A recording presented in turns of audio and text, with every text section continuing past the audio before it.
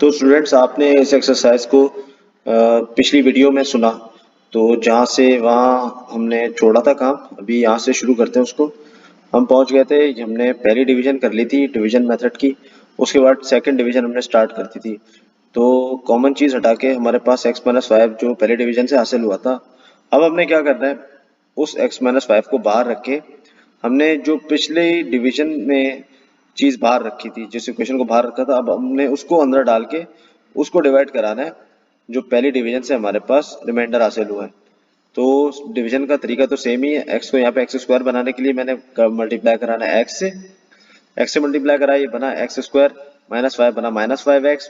फिर क्या किया, सब्ट्रैक्शन कराई और नीचे वाली चीज़ के साइन चेंज करके फिर इसकी ये बन गया 4x, और -5 जब 4 से मल्टीप्लाई हुआ तो 20 बन गया माइनस का। फिर जब नीचे सब्ट्रैक्शन कराई तो नीचे वाले के किया साइन चेंज और रिमाइंडर आ गया मेरे पास 0। तो सेकंड डिवीजन में आपको देख लिया कि उस वक्त तक सॉल्व करना होगा, डिवीजन करते रहनी होगी जब तक आपके पास रिमाइंडर 0 ना आ जाए।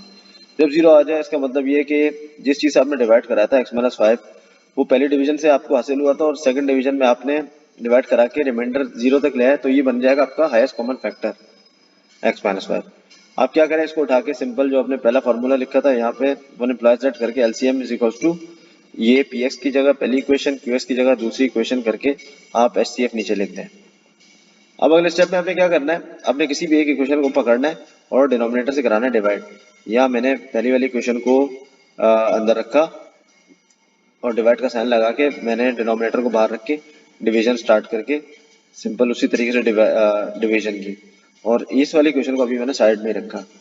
जब डिवीजन की रिमाइंडर 0 आ गया उस वक्त तक मैंने सॉल्व किया, और जो मेरे पास इसका रिजल्ट निकला वो निकला x-20। यानी x-5 ने जब डिवाइड किया इस इक्वेशन को तो x-20 इसका रिजल्ट आया।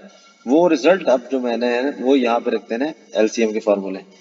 यानी ये दो चीज़ों को डिवाइड करके जो रिजल्ट आया वो यहाँ पे, ये इक्वेशन एज इट इज यहाँ पे लिख दिया यहाँ तक। अब क्या करा, अगले स्टेप में फिर x-20 में चलाता गया साइड पे इसी तरीके से, और जो मेरे पास जो इक्वेशन थी इसको अंदर मैंने देखा मजीद सॉल्यूशन की गुंजाइश है, इसको मैंने सॉल्व किया मिडिल टर्म ब्रेक करने वाले मेथड से। सॉल्व करके जो चीज़ें मेरे पास हासिल हुई वो ये थी, तो ये हो जाएगा मेरा answer, least common multiple. Second part भी सेम इसी तरीके से, इसके अंदर भी जैसा पिछले सवाल में आपने काम किया था उसी तरीके से करें। बड़ी चीज़ हमने देखा 6x² है या 3x² है, तो 6x² है वो मैंने अंदर रखा इस इक्वेशन को, और दूसरी इक्वेशन को बाहर रखा, डिवीजन कराई। ठीक है, यहाँ पे आया था मेरे पास -9 और 3x+2 ब्रैकेट में, क्योंकि यहाँ से जो डिवीजन से मेरे को हासिल हुआ उसको रिमाइंडर को मैंने कॉमन चीज़ हटा दी।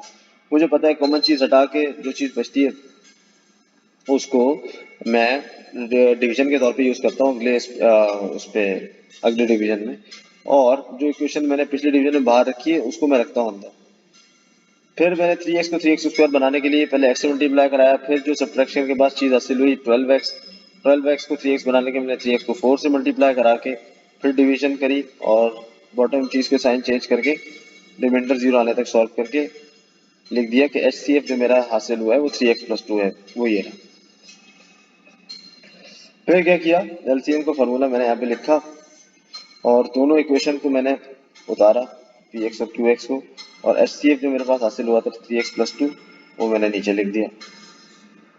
अब मैं क्या करूँगा, वही जैसे पिछले पार्ट में मैंने काम किया, किसी भी इक्वेशन को पकड़ के डिनोमिनेटर से डिवाइड करा दूंगा, वही करा। फिर जो रिजल्ट आएगा डिवाइड करा के x+4 वो मैं लिखूंगा, और दूसरी इक्वेशन जो है वो भी लिख दूंगा। फिर मैंने देखा मजीद सॉल्यूशन की गुंजाइश है, तो मैंने दूसरी वाली इक्वेशन जो मैंने लिखी थी उसको मिडिल टर्म ब्रेक के थ्रू सॉल्व किया और निकाल लिया अपना आंसर, जो कि इस किस्म की शक्ल में आया मेरे पास। अब आ जाते हैं क्वेश्चन नंबर 4 के फोर्थ पार्ट की तरफ। फोर्थ पार्ट में आपके पास दो इक्वेशन नजर आ रही है। यहाँ पे एक डिफरेंट सी चीज होगी कि आपको 3x³ नजर आया पहले टर्म में इस इक्वेशन की, और 4x की पावर 4 आपको नजर आया इस वाली इक्वेशन में पहले। तो आपने क्या किया, एलसीएम का तो पहले फॉर्मूला लिख दिया जो आपको निकालना है। इसमें क्या क्या गिवन नहीं है, आपको एचसीएफ नहीं गिवन है, तो एचसीएफ निकालने के लिए आपने वही किया बड़ी चीज ये थी, इसको अंदर रखा, छोटी चीज ये थी, इसको बाहर रखा। 3x क्यूब को मैंने 4x4 बनाना एक मुश्किल काम है, क्योंकि डायरेक्ट कोई चीज मल्टीप्लाई हो रही थी, कोई होल नंबर, तो तब तो आसान होता, लेकिन 3 को 4 बनाना जो है, तो या तो फ्रैक्शन से मल्टीप्लाई कराऊं, लेकिन मैं इतना काम मुश्किल क्यों करूं। मैंने क्या किया, सीधा सीधा इस इक्वेशन को, मैंने पूरी इक्वेशन को मल्टीप्लाई करा दिया 3 से, ताकि ये पहला टर्म बन जाए 12 और मुझे 3 को 12 बनाना आसान हो जाए। तो मैंने क्या किया, ये चीज आप कर सकते हैं अपनी मर्जी से, लेकिन आपने ये नहीं कि सिर्फ 4x4 को आपने सिर्फ 3 से मल्टीप्लाई कराया और बाकी दो को नहीं कराया, ऐसा नहीं होगा। आपने इस पूरी इक्वेशन को जिस नंबर से मल्टीप्लाई कराया, आपने एक वक्त में पूरी इक्वेशन को कराना है एक साथ। तो 4x4 को 3 से कराया 12x4, 24 को 3 से करा 72, 32 को 3 से करा 96, ये चीजें उतर गई। अब मैं क्या करूंगा, 3x क्यूब को 12x4 बनाने के लिए 4x से मल्टीप्लाई कराऊंगा, फिर 9x² को भी 4x से कराऊंगा, फिर इसको भी 4x से करा के मैं लिख दूंगा अपना आंसर। और ये जो नीचे वाली चीज है, इसकी साइन चेंज करके फिर सब्ट्रैक्शन करूंगा। सब्ट्रैक्शन करके जो कॉमन निकल रहा है यहाँ पे वो कॉमन निकाल लिया 108, और x इस दफा x² भी कॉमन निकल रहा है, वो भी कॉमन निकाल लिया, और जो बच रहा था x-4 वो वैसे ही लिख दिया। अब मुझे पता है कि जब डिवीजन मेथड में दूसरी डिवीजन की तरफ जाते हैं, तो जो रिमाइंडर में कॉमन चीज हटा के चीज बच रही होती है, उसको डिवाइड के तौर पे रखते हैं, और जिसको डिवाइड करते हैं वो पिछले डिवीजन का डिवाइडर होता है। तो ये इक्वेशन मैंने उठा के अंदर रखी। फिर x-4 से मैंने इसको जब डिवाइड कराया, तो पहले 3x² से मल्टीप्लाई कराया, इसको वो यहाँ लिखा। फिर 21x² मेरे पास हासिल हुआ था, -34x बचा था, उसको लिखा। फिर सब्ट्रैक्शन कराई, साइन चेंज करे, और रिमाइंडर 0 आने तक सॉल्व किया, तो HCF मेरे पास पता लग गया कि x-4 है, जो कि इस इक्वेशन को भी डिवाइड कर रहा है और पहली इक्वेशन को भी डिवाइड करा के हासिल हो रहा है। अब HCF को उठा के मैं इस इक्वेशन में रखता हूँ, और मैं किसी भी एक इक्वेशन को डिवाइड कराता हूँ डिनोमिनेटर से, जो कि मेरे पास आंसर दे रहा है 3x² + 21x। जब ये आंसर आया, मैंने इसको लिख दिया, LCM के फॉर्मूले में रख दिया, दूसरी इक्वेशन को भी ऐसे ही छाप दिया। अब दोनों इक्वेशन में मुझे नजर आ रहा है कुछ ना कुछ कॉमन निकल रहा है, दोनों का जो जो कॉमन निकल रहा था उसको पहले पहले लिख दिया, जो जो दोनों में से बच रहा था उसको बाद में लिख दिया। यहाँ पे इस पहले ब्रैकेट में देख रहा हूँ 3x कॉमन है, इसको पहले लिखा, जो बच रहा है वो है x+7, उसको बाद में लिखा। फिर इस वाले ब्रैकेट में देख रहा हूँ 24 भी डिवाइड करेगा, 32 को भी डिवाइड करेगा, तो 4 कॉमन निकाल के, x भी तीनों में कम से कम स्क्वायर तो मौजूद है, तो x² कॉमन निकाल के बाकी चीज जो बच रही थी वो ब्रैकेट में अलग से लिख दी।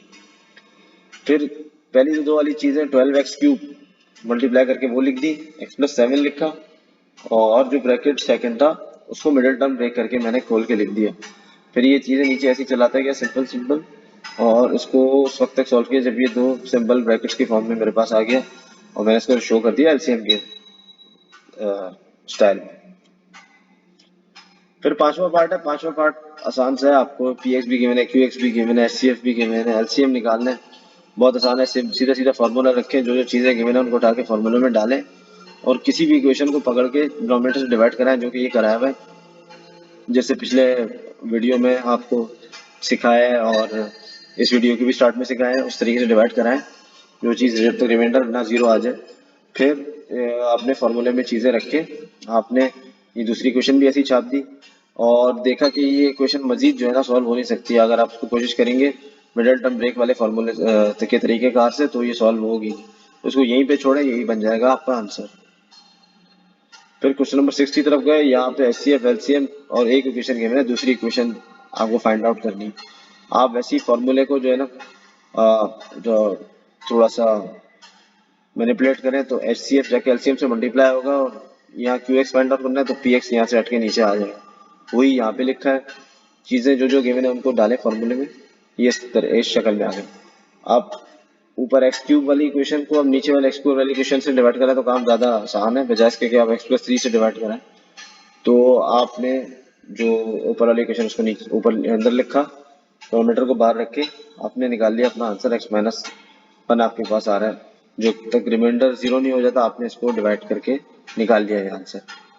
फिर आपने x+3 के साथ x-1 को रखा, फिर दोनों का प्रोडक्ट फिर आपस में मल्टीप्लाई कराया, मल्टीप्लाई करा के आपके पास ये इक्वेशन हासिल हो गई। और आप इसको इक्वेशन के तौर पे लिखें, क्योंकि ये दो प्रोडक्ट आपके पास जब हासिल हो जाए यहाँ से, तो भी लिखना सही है, लेकिन ये क्यू एक्स चूंकि इक्वेशन को रिप्रेजेंट करता है तो आप उसको इक्वेशन की शक्ल में लिखते तो बेहतर होगा। फिर एक्सरसाइज का ये आखिरी सवाल है, क्वेश्चन नंबर 7। इसमें आपको बस पी एक्स और क्यू एक्स का प्रोडक्ट निकालना है, बहुत ही आसान है। सिर्फ एच सी एफ और उसको एल सी एम को आपसे मल्टीप्लाई कराएं सिंपल मल्टीप्लिकेशन के थ्रू। ब्रैकेट्स को 3x को पहले तीनों से मल्टीप्लाई करा के लिख दें, फिर 2 को तीनों से मल्टीप्लाई करा के लिख दें, और जो चीज़ भी है उसको अपना आंसर बना दें। तो स्टूडेंट्स ये एक्सरसाइज यहाँ पे होती है ख़त्म। इसकी पिछली वीडियो समेत इस एक्सरसाइज में आपको अगर कोई भी चीज़ जो है समझ में ना आई हो किसी स्टेप में, तो आप कमेंट से पूछ सकते हैं। Thank you.